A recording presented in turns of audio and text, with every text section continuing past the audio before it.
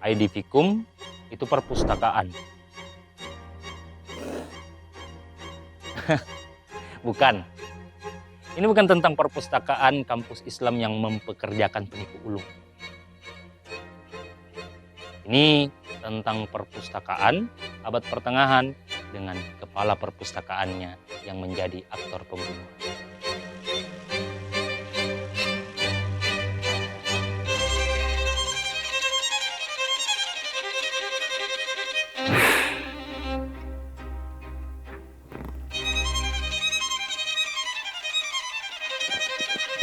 Akhir-akhir ini kita disibukkan dengan berita tentang pencetakan uang palsu di dalam perpustakaan. Yang mengetahui beritanya tentu beragam dalam memberikan komentar. Sebagian menganggap bahwa ini mungkin kelalaian satu orang saja, sebagian lagi menganggap kalau ini motif jahat sebuah sindikat. Seluruh keriuhan respon atas kasus tersebut mungkin dapat disimpulkan bahwa ini bagian dari penyalahgunaan wewenang.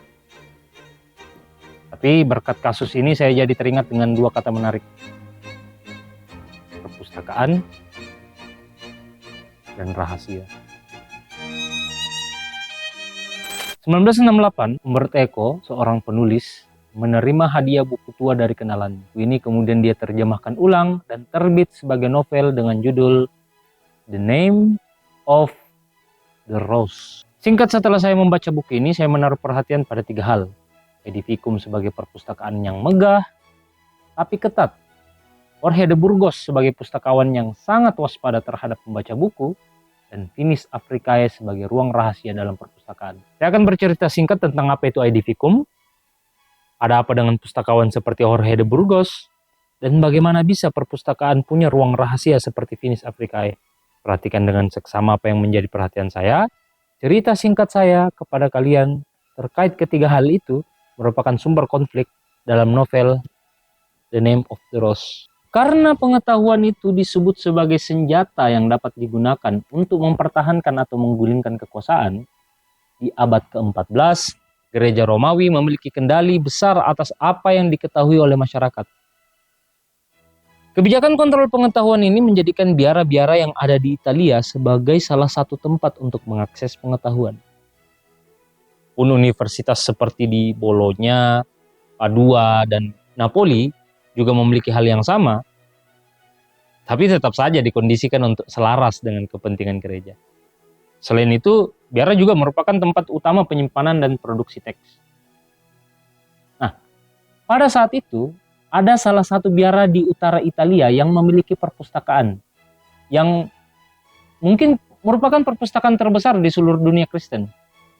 Koleksi buku yang langka dan berharga dari seluruh dunia yang dikenal.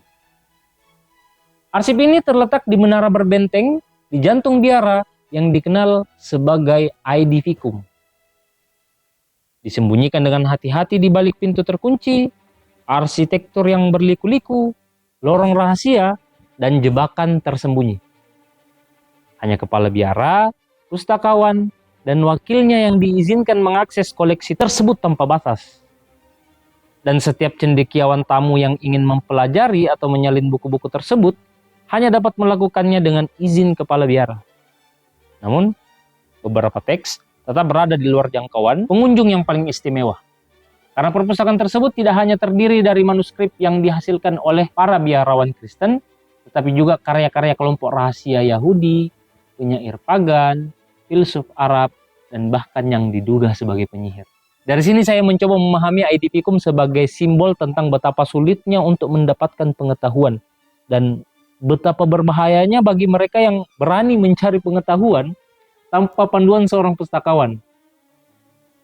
Ini juga menjadikan ID Fikum memang sengaja dirancang untuk membuat pengetahuan menjadi rahasia dan ID Fikum menjaga rahasia itu tetap terkunci.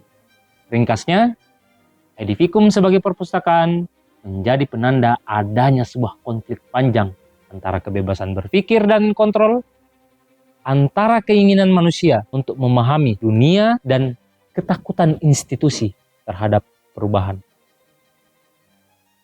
Coincidence? Tidak. Saya rasa perpustakaan baik dari abad pertengahan maupun hari ini memang eksis dan didesain secara sengaja seperti itu. cantik pada bangunannya, namun rumit dan sulit dikunjungi dalam mencari kebenaran. Tapi entahlah, mungkin saja di tempat lain kita bisa menemukan perpustakaan yang cukup mewah, juga terbuka untuk berbagi kebenaran kepada setiap elemen masyarakat. Dalam novel, Finis Africae adalah ruangan tersembunyi yang menyimpan pengetahuan terlarang. Pengetahuan di dalamnya dianggap terlalu berbahaya untuk diketahui secara umum, sehingga disembunyikan dengan segala cara, bahkan dengan ancaman kematian.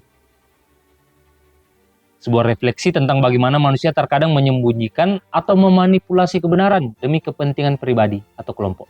Ruangan ini tersembunyi di balik cermin yang memantulkan bayangan misterius, menambah lapisan teka-teki bagi siapapun yang ingin mencoba menemukannya.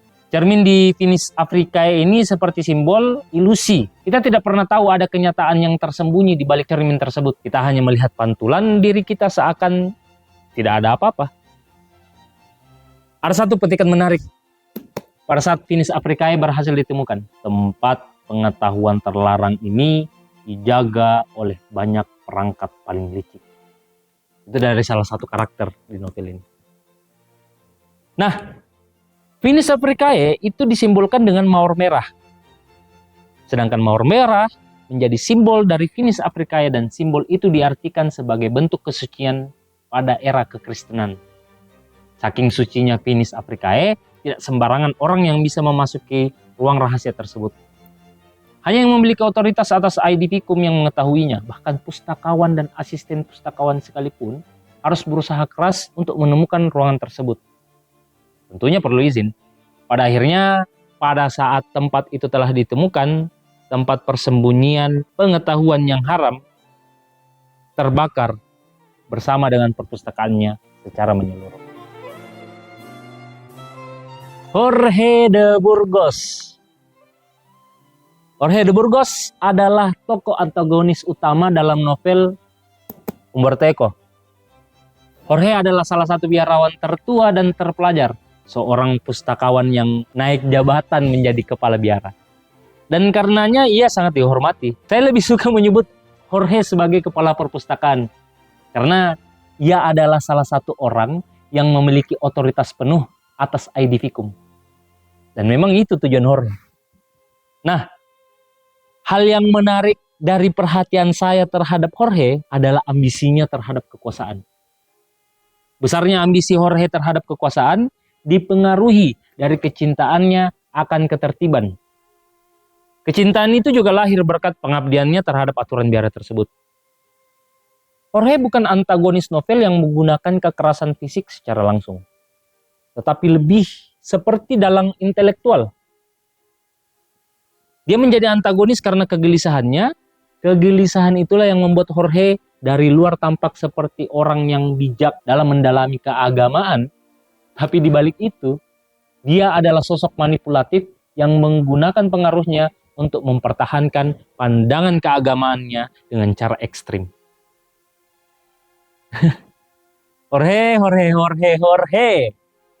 Jorge ini mengingatkan saya bagaimana seseorang yang takut terhadap perubahan. Saking takutnya, Jorge menyembunyikan rahasia terbesar di sebuah tempat tersembunyi di dalam ID Vicum, Finis Africae. Siapapun yang ingin mencari tahu tentang rahasia itu, dijamin bakal mati. Pun pada akhirnya, rahasia itu terungkap dan yang mati adalah Jorge. Bayangkan, seorang intelektual yang rela menyabotase pengetahuan demi mempertahankan kekuasaan. Ironi bukan? Memang ironi sih. Apalagi kalau terjadi pada keseharian kita. Jorge de Burgos mungkin hanya tokoh dalam novel. Tetapi idenya tentang melindungi rahasia tampaknya bisa menjadi nyata. Jadi novel ini sebenarnya kurang cukup memanjakan pembaca untuk genre misteri. Namun Umberto Eco sangat piawai dalam menggambarkan kejadian-kejadian dalam novelnya sebagai suatu hal yang simbolik. Novel ini adalah hadiah perpisahan Umberto Eco di akhir hayatnya. Hadiah yang diberikan kepada pembacanya meskipun hanya disadur dan diterjemahkan menjadi novel, ia berhasil membungkus kado tersebut dalam genre misteri yang sederhana namun kaya akan simbol. Saya berterima kasih berkat novel ini, saya juga melihat perpustakaan tidak hanya sebagai gedung, tapi juga sebagai tantangan, di mana saya harus lebih giat lagi mencari kebenaran dan tidak tertipu dengan pengetahuan-pengetahuan palsu maupun pengetahuan-pengetahuan yang tersembunyi. Citra perpustakaan dalam novel ini sangat gelap, baik pengetahuan di dalamnya, desain ruangannya, dan bagaimana rahasia dapat tertutup rapat di dalam perpustakaan.